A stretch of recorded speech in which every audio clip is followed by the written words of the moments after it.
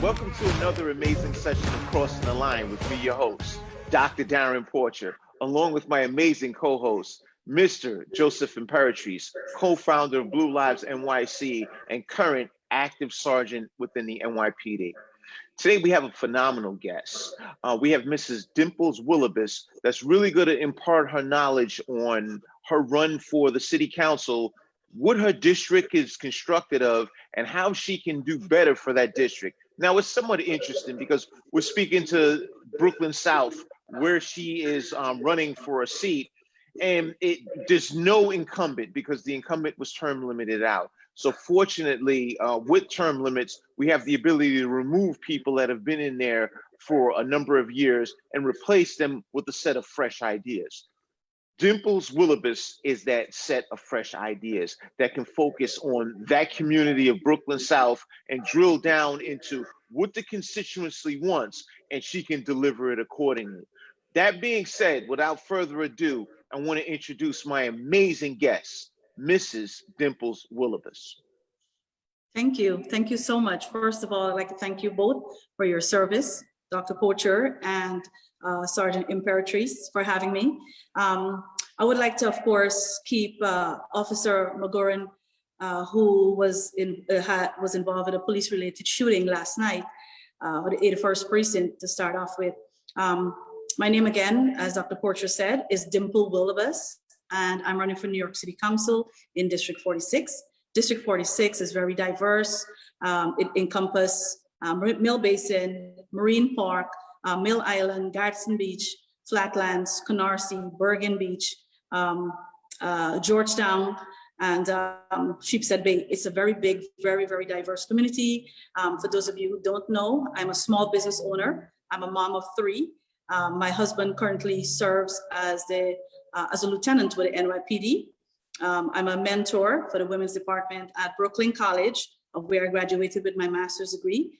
I'm a small business owner here in the district where I serve, and it really provided me with a window to the community of which I serve. Of course, being a mother who's very involved in the community, I wanted to be actively involved in the school as well. So I was able to, be on many different boards. As in the PTA, I always tell people it's very important to be involved in the children's education, especially starting at the school level. So being involved in the PTA, I was voted in as a president for the Community Education Council of our district, which serve 38 schools, which are middle and elementary schools. And from there, I was appointed as the Brooklyn Borough President's appointee for our district, education district. And then I was appointed Mayor de Blasio's Education Task Force, where thereafter I decided to run for office. So that's a little bit of the nutshell for you. Now, Dimple, we've seen over the last week the shooting in Times Square, right, with the 4-year-old and the 2 innocent bystanders. We saw another NYPD officer shot in the line of duty. What are you going to do? What are you going to bring that's going to change the crime rate that's happening in all 5 boroughs, but especially in Brooklyn when you get into office? Well, first of all, I must say, bring some common sense to the table. Elected officials who are in office right now are acting on impulse and not common sense. And that needs to be back at the table again. That's so lacking. A lot of people are watching and being influenced by social media. Social media perpetuates a certain kind of narrative that is not indicative of what's really happening on the ground sometimes. So people kind of go with that popularity concept and not a common sense approach. Majority of the people, civilians and residents, support the NYPD, but being able to get into that seat and understand what's really happening on the ground, being able to push forward legislations and reverse some of the legislations that are affecting, proper public safety. And this is why things are out of control right now. And I always tell people, well, let's get into another few months, and then they're going to see what real crime is about, because really and truly, a lot of the people who committing these crimes feel very emboldened to do whatever they please because they know that they will be slapped on the wrist and then head right back out before the ink is even dry. They're out in the street committing another crime. So to answer your question, the first thing I would do is reverse some of those legislations that have been, holding police back from actually doing their proper job to protect us, the innocent citizens. Okay, that's an interesting point, and that's a very necessary dynamic in terms of where we're moving. I understand that you've worked with the de Blasio administration from the educational perspective. However, my perception is that the de Blasio administration, excluding yourself, has been somewhat inept in the level of effectiveness in connection with public safety in the city of New York.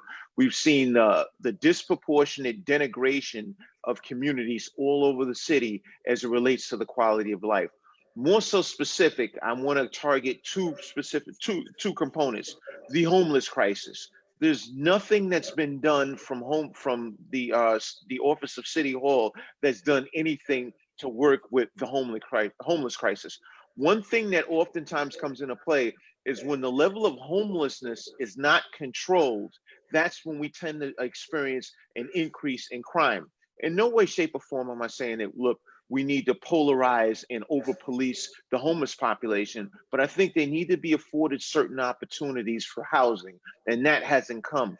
We had something we referred to as Thrive NYC, and that was something that was commissioned and chaired by the mayor's wife, Charlene McCray. $900 million has since gone unaccounted for, and there's been no, I repeat, no investigation into where those funds went. When we look at the homeless crisis, it's been a problem. Now, we fast forward, we look at the crime. The crime, as you mentioned earlier, traditionally experiences a meteoric rise in the summer months. That's something that's happened for years on end. But one of the things that I hear happening on a regular basis is common citizens are complaining that the crime rate is disproportionately high in the subway system. But Mayor de Blasio's response is, we are strong, we are New York strong, and this is merely fear mongering by people that are alleging that the crime is going up when in fact it's going down. It's clearly a hoax. That being said, we have a board of public safety within the city council. And, you know, just recently we had Richards, he was elected as the Queens Borough president, and he was the chair of that board.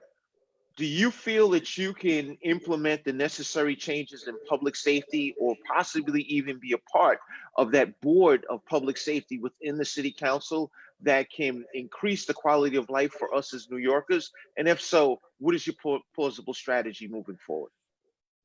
So I must address the question that you talked about, or statements that you made regarding homelessness. First and foremost, the police department, NYPD, has the task of taking on everybody else's responsibilities instead of doing what they were hired to do. And the homelessness crisis should not be an NYPD issue. This is supposed to be addressed separately. And Thrive New York, I'm not in support of Thrive New York. Interestingly enough, you mentioned that, but when that program started, I actually took a day out of my life to actually go through that program. And I realized that's one day of my life that I would never able to get back because it was a waste of my time. And I do believe that funding needs to be shifted into meaningful programs that can actually help our homeless population. And there are so many other issues that we can address that are not exactly in keeping with what the NYPD has to do, but they're being tasked with that responsibility. In regards to the public safety committee, yes, I would love to be a part of the public safety committee, because nobody understands what it's like being in an NYPD officer's shoes other than that person or and somewhat that person's spouse. Being in the position of a spouse, I will tell you right now, my husband and I went to bed at 2 this morning because of the shooting in the 8-1 precinct. That's the precinct where he works out of. And being the commanding officer of that detective squad, he was on the phone at 2 this morning, and it affected me and my children. But I was sitting on the bed with him as he received the information early on in the evening, and staying up till 2 this morning, and getting up at 6 this morning to go back out to work. So I understand what it's like being in the position as a spouse. I would not understand what it's like being a cop. I would never be able to fill that role. But being a spouse, supporting my husband through these issues, and him being not at work, being off duty, but technically not off duty. What people don't understand is that you could never pay an NYPD officer for their time, because technically speaking, when they leave work and technically get home, they're technically not home. They're not home. They're never ever relieved from their duty. And people need to see that and appreciate that their jobs really go unappreciated. And us spouses, we know what it's like. So I would love to, it would be a privilege for me to serve on that public safety committee. And in terms of legislations like the 50A, like the diaphragm law, these are things that need to be revisited and bring the police to the table. A lot of times elected officials make these decisions, like I said earlier, on impulse and not on common sense. and not being able to put things on the table and really measure it and understand and have the NYPD there as a support base to understand how do we have a middle ground here? How do we have these legislations in place that would positively impact our community and not negatively impact our community? So these are some of the things that we really need to address. The police job is not to take care of the homeless. The police job is not to give summonses where they're not. There's certain things that I see, even during the pandemic, police were told to give summonses, I guess, to people who were not wearing masks or target people who were not wearing masks. I don't believe that that's a police job, so I hope that answers your question. Dimple, you might be one of the guests that has probably the best answers and best responses. That's very coherent. I'm going to agree with you once again. Common sense answers that anyone can relate to, and I love it because that's what we need in the city of New York to get it back on track. Now, to get the city back on track in another area, we hear so many people come out and say New York City is a S-hole, right? I'm getting out of here. I'm moving. One, how do we keep residents to stay in New York City? We see a change in a positive direction. And more importantly, how do we get businesses to come back to New York City to bring revenue, to pay taxes, to be able to help with our infrastructure, to be able to help with our tourism because that's lacking, to be able to help with bringing taxes down because we have money coming in? How can you bring that aspect in, which is completely separate from the law and order, but one of the most important topics relating to New York City? Joy, you just mentioned there, the most important component is law and order, safety, public safety. Nobody wants to stay somewhere where they're not safe. On my block here in Mill Basin, on my block alone, there were 5 houses for sale. What does that tell you? People do not want to be in a community, in an environment where they know they're not going to be safe. Even where I have my office, where I'm standing, our headquarters, a lot of people here, you see the for sale sign or for rent sign, people are getting away, they're leaving because they do not feel as if the mayor or the city council or elected officials, have their back. And if a community don't feel, if residents don't feel that they're safe, they're going to leave and go somewhere where they're safe. I know Florida has a major housing spike where everybody's trying to run to Florida to purchase houses because they feel as if they're going to be safer there, not to mention the weather. But in regards to small businesses do need to be nurtured and do need to be supported by the small business services. And one of the things I'm a big advocate for is there is a component of it when you're applying for a loan with the small business services. Most small businesses have to run their credit, the owner. So in a lot of cases, those people are not going to qualify because they may not have the best credit. I can assure you, because I'm on the Brooklyn Chamber of Commerce MWBE committee, and one of the things I like to summons the small business services Jonel Doris to do is to remove that aspect of it where it asks for credit, because that really takes away a lot, because a lot of the businesses are struggling and suffering due to the pandemic, and to add another layer of having to put them through this rigorous process, to be able to secure a loan to continue their business is a real struggle. So for me, getting into office or even before getting into office, I'll say right now, one of the things that I would do is be able to remove that component of asking for credit, as well as being able to have locations where small businesses can be able to sit with someone who understands how to help them with their paperwork to be able to apply for a grant or apply for a loan so they can continue to keep their business moving, as well as providing the services to the community and providing jobs for the neighborhood. Wow, and that sounds very positive. What I find with the city council, one of the major challenges that you would have if elected would be the public advocate, Jumaane Williams. Jumaane Williams tends to be the antithesis to the police department and public safety. I've never heard the public advocate, being Jumaane Williams, introduce necessary legislation for the benefit of public safety or police. In no way, shape, or form am I saying that police should present a level of public safety to the city of New York with impunity. I truly believe wholeheartedly that there needs to be a regulatory process. But at the same token, I find that the public advocate is driving towards an overwhelming level of restraint against police officers, as opposed to the targeted enforcement or the precision policing necessary to bring down these horrific crime stats in the city of New York. That being said, I also understand the dynamic of diplomacy as an elected official. You have to have a running discourse with elected officials in order to introduce the necessary legislation that can not only help your district, but help the city as a whole. That being said, what is your feel, and I don't want to put you in a precarious position when I ask you this, but I also think that this is necessary for the viewers and the votership to understand what your position is in connection with your willingness to work with other elected officials that may be in diametric opposition to your position, but however, your ability to invoke a level of diplomacy to get things done. Well, from my business background, I have over 25 years in media, and I have international business relationship with several countries, and I've done a lot of international relationship work with different people, disagreeing, agreeing, but agreeing to disagree, so to speak. The truth is, we do have a public advocate, in my opinion, who is like a candle. He blows it with the wind. And he's not somebody who I feel and believe is a true public advocate. I feel as if, you know, he kind of goes as what's popular and kind of does what I was saying earlier, whereby it's, sorry, you were saying something, Joey? No, I was just agreeing with what you were saying. Yeah, no, I mean, for me, like I said, a candle is something that blows either which way, wherever winds take them. And I agree that Jumaane Williams is that kind of a public advocate. If you look at him and you listen to what he's saying, whatever is the hot topic, that's where he's at.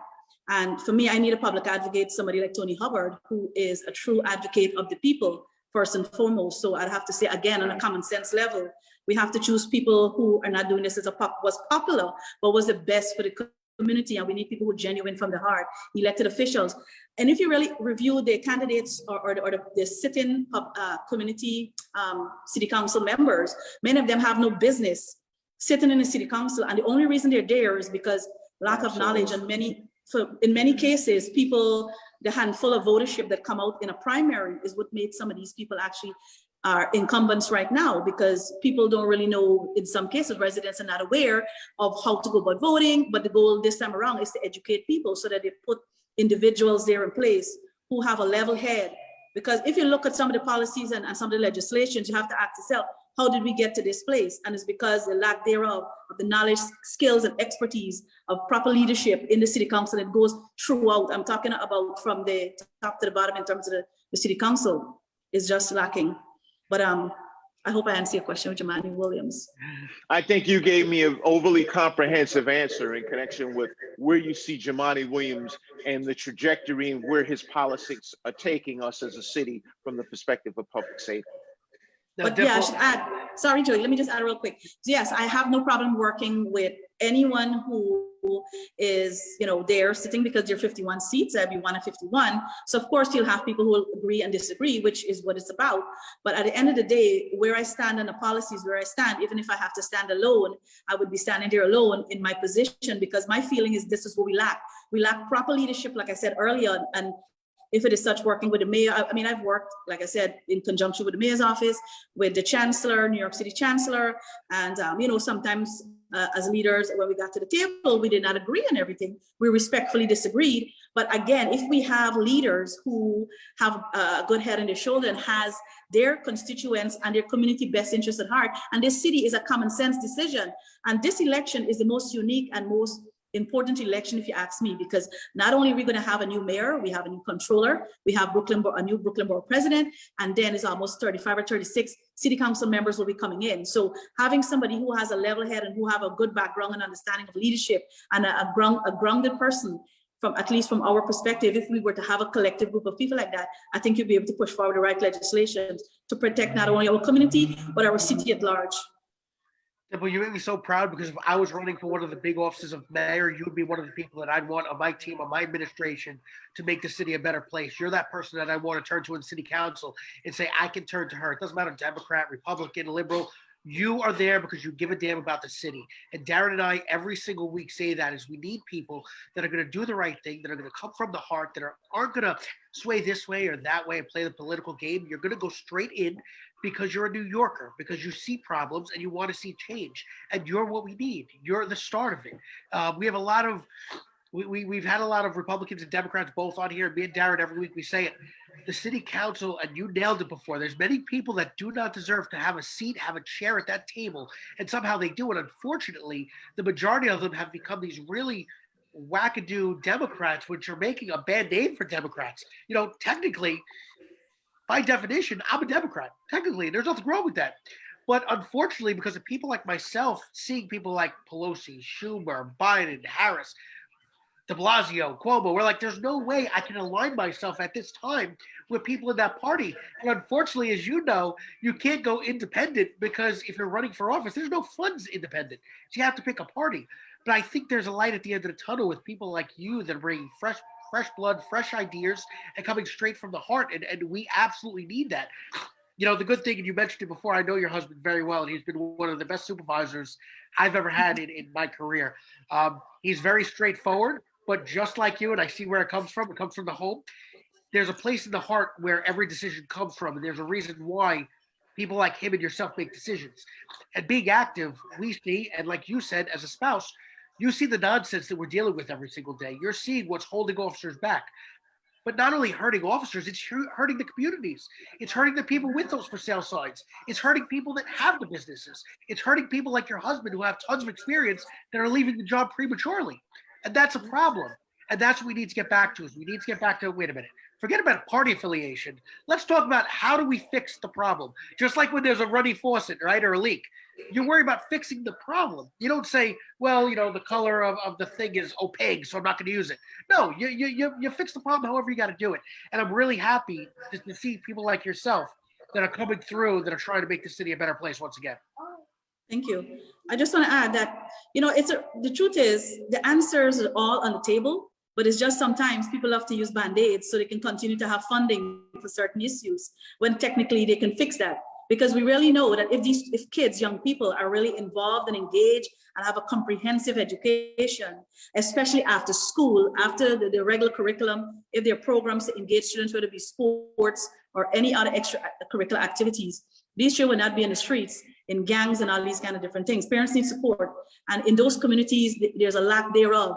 You know, talking about defunding the police, where is that money really going? A lot of times they're saying it's going to youth services, but where is the difference in the youth services? I certainly haven't seen any since that movement of money, you know, in 2020. So we do have the answers. It's just that elected officials pretend they're gonna have a giant size Band-Aid and put it on that issue and not address the issue. Sometimes it's just best to go hardcore into the issue and address it, because the answers are there, because we're going to lose this next generation to gangs and to violence, like we've been seeing 200% in you know, uptick in crime in our community in the 6-9 precinct, in the 6-3. There's always shootings happening every day. You have to wonder, let me see, read the newspapers, where is going to be the next shooting and how is it going to affect, you know, my children going to school, or my mom who's 73 years old who loves to walk around in the community and take the bus and the train. I'm afraid to go on the train anymore. I love to ride mass transit. I love to ride a bus and the train. But now, you know, we all have to be afraid. And like I said, the truth is there already. The answers are there. It's just for the elected officials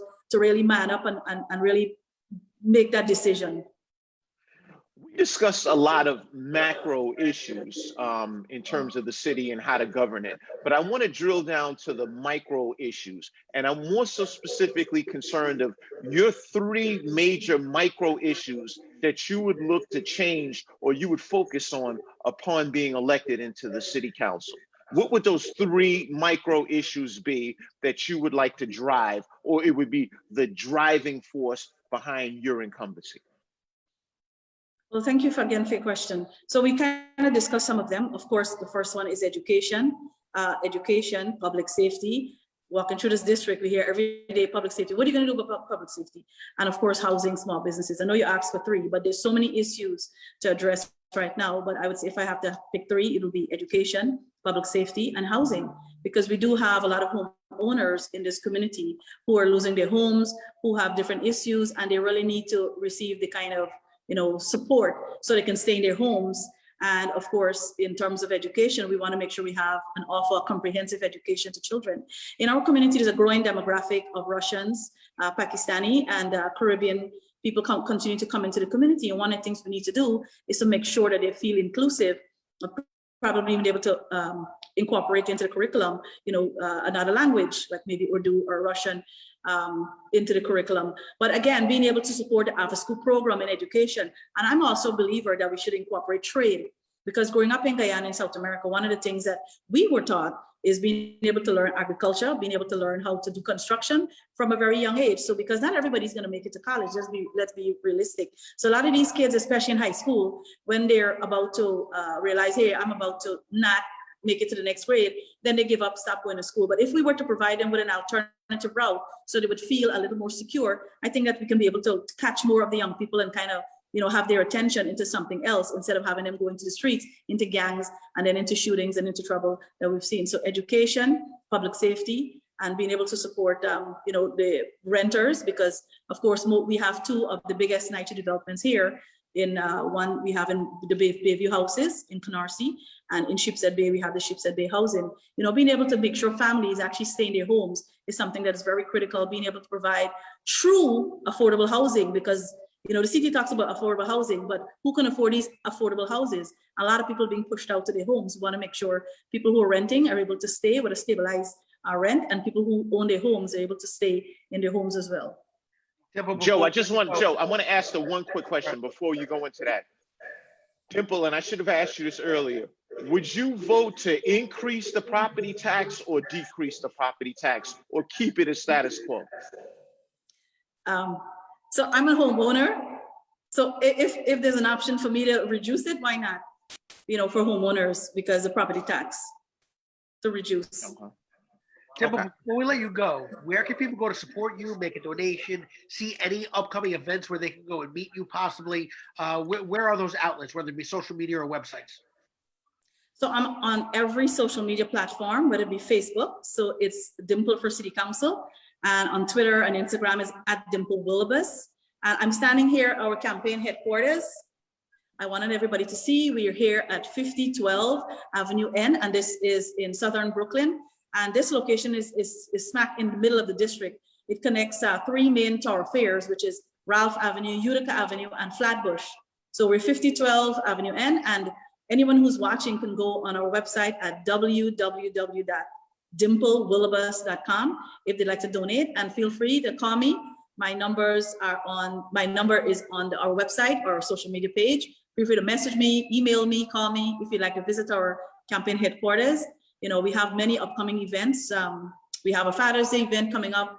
We have tons of events like throughout the week, and we have a lot of food, not that food. We have PPE distributions right here at the campaign headquarters. We give out masks and hand sanitizers throughout the week.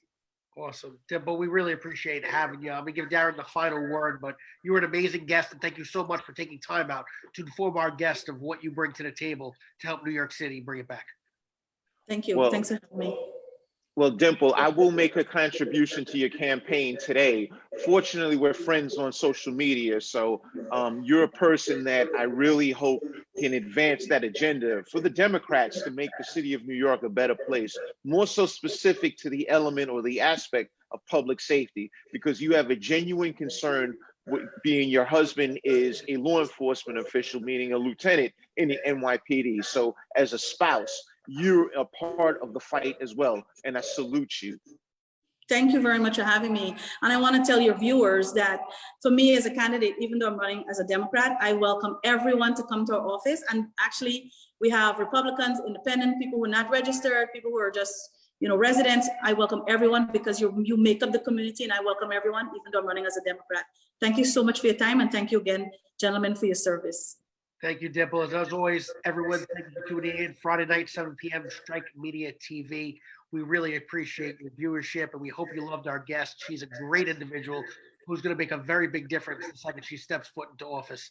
As always, stay safe, and God bless.